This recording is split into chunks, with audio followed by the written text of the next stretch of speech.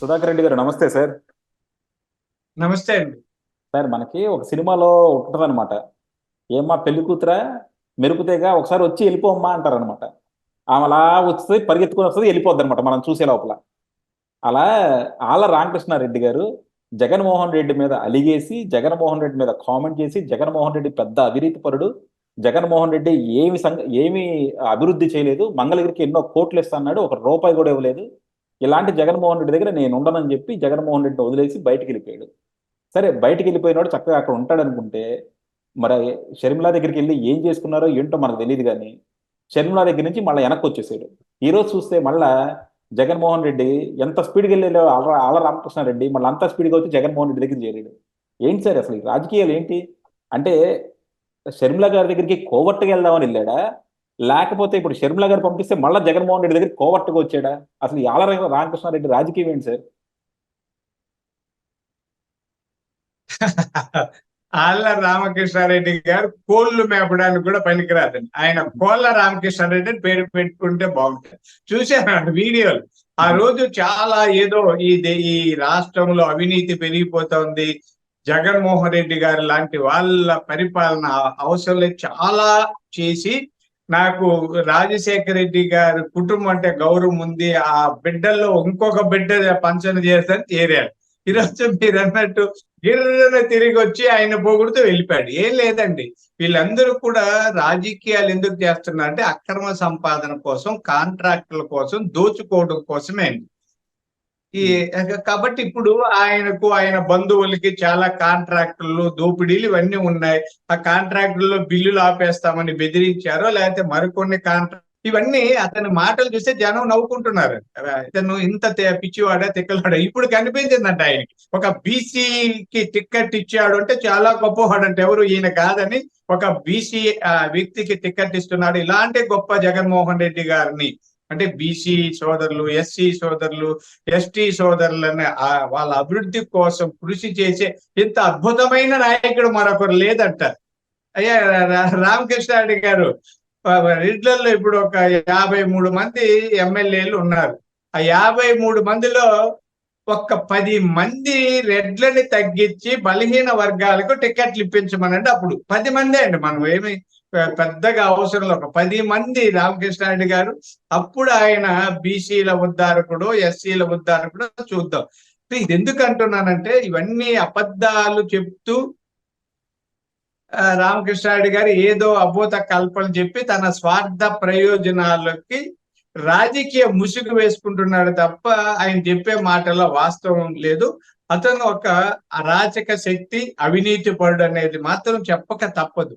ఎందుకంటున్నానండి ఈ మాట, అతనికి తెలియలేదంటే అభివృద్ధి ఎందుకు ఆగిపోయిందంటే అధికారులు ఏదో అలసత్వం అంటున్నాడు.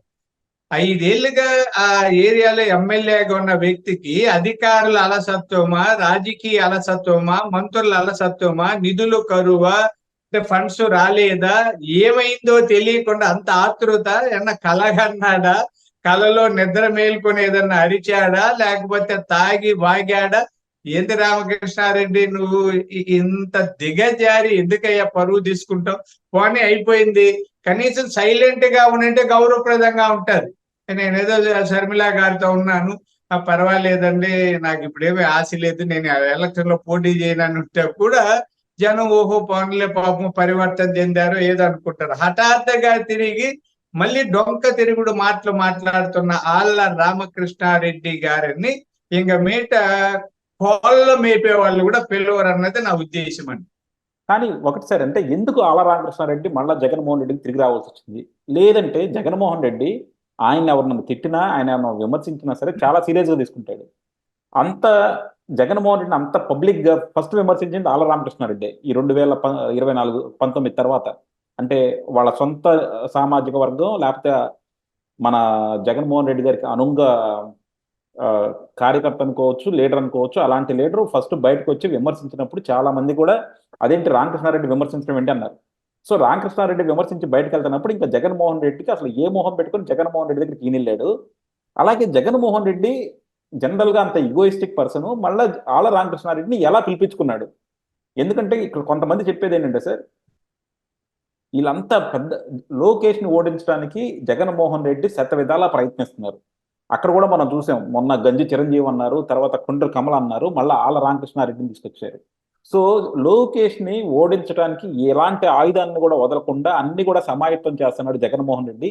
అందుకే జగన్మోహన్ రెడ్డి ఇగోను కూడా పక్కన పెట్టి మళ్ళీ ఆళ్ళ రామకృష్ణారెడ్డి కౌగిలించుకున్నాడు అంటున్నారు. ఏమంటారు సార్?